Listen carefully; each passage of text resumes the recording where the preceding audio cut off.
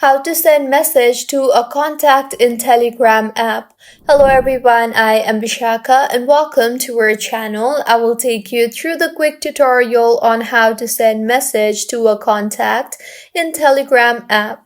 Now let's get right into the tutorial. Firstly, make sure the Telegram application is updated to its latest version, and now go ahead and open the Telegram application on your device and make sure you are signed in.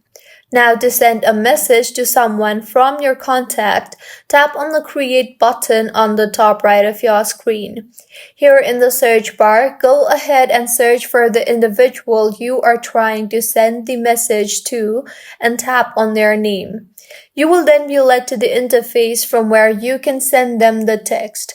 So tap on the text box you see here and further type in your message, and then tap on the send button, and with this the message will be sent.